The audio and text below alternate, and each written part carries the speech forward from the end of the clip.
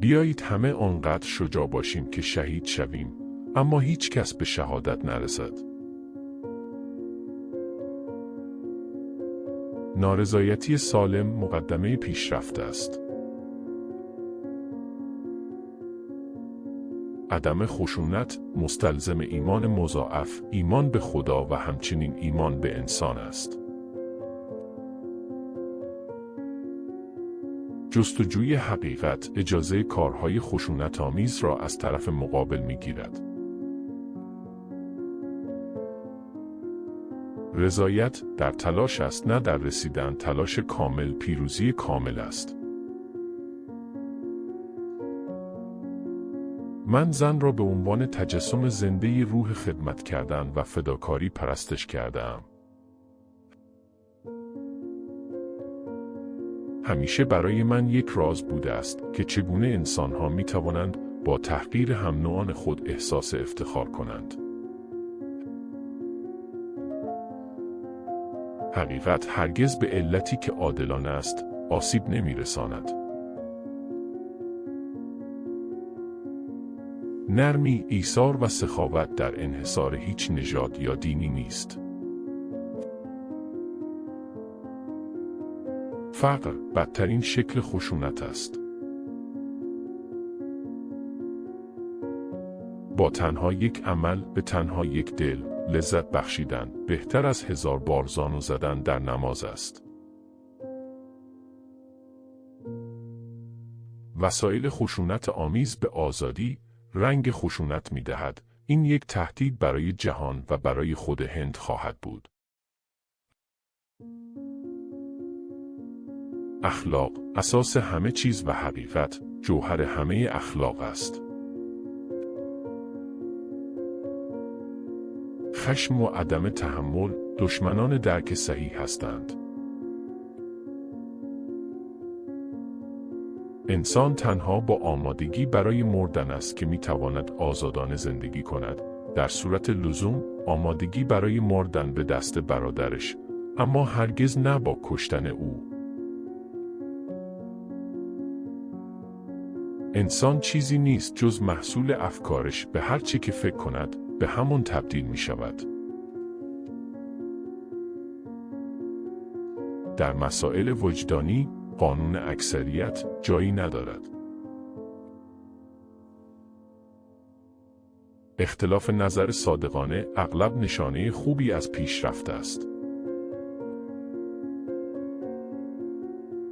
حقوقی که از وظایفی به دست می آیند که به خوبی انجام داده نشدند، ارزش نگه داشتن را ندارند. عدم خشونت اولین اصل ایمان من است، همچنین آخرین مقاله از مرام من است. در دعا داشتن قلبی بدون کلام بهتر از سخنان بدون قلب است. خدا هست، هرچند که همه دنیا او را انکار کنند، حقیقت پابرجاست. حتی اگر حمایت عمومی وجود نداشته باشد، حقیقت به طور ذاتی خود پایدار است. دین من مبتنی بر حقیقت و عدم خشونت است. حقیقت خدای من است. عدم خشونت وسیله‌ای برای درک اوست. عدالتی که عشق می‌دهد تسلیم است. عدالتی که قانون می‌دهد مجازات است. هر کاری که انجام می‌دهید ممکن است برای شما بی اهمیت به نظر برسد، اما مهمتر از همه این است که اون را انجام دهید. ایمان را باید با عقل اجرا کرد. وقتی ایمان کور شد می‌میرد. ترس کاربرد خودش را دارد، اما ترسو بودن هیچ فایده‌ای ندارد. این کیفیت کار ماست که خدا را راضی می کند، نه کمیت. این سلامتی است که ثروت واقعی است، نه تکه‌های طلا و نقره. خوشبختی زمانی است که آنچه فکر می‌کنید، آنچه می‌گویید و آنچه انجام می‌دهید هماهنگ باشند. نابردباری، خیانت به عدم ایمان به آرمان خود است. اعتقاد به چیزی داشتن و زندگی نکردن در آن راستا، دورویی است. ارزش یک اونس تمرین بیشتر از هزاران موعظه است. اقدام بیانگر اولویت هاست. می توانید مرا به زنجیر بکشید، می توانید من را شکنجه کنید، حتی می توانید این بدن را نابود کنید، اما هرگز ذهن من را زندانی نخواهید کرد. تفاوت بین کاری که انجام می دهیم و آنچه که توانایی انجام آن را داریم برای حل بیشتر مشکلات جهان کافی است. فرهنگ یک ملت در قلب و روح مردم آن جاودان است. انسان خوب دوست همه جانداران است. زندگی من پیام من است. من با خشونت مخالفم، زیرا وقتی به نظر می رسد که کار خوبی می کند، این خوبی موقتی است، اما بدی اون دائمی است. انسان ضعیف هرگز نمی تواند ببخشد، بخش نشانه قدرت است. نماز اعتراف به بی‌ارزشی و ضعف خود است. عظمت یک ملت را می توان از روی رفتار با حیواناتش قضاوت کرد.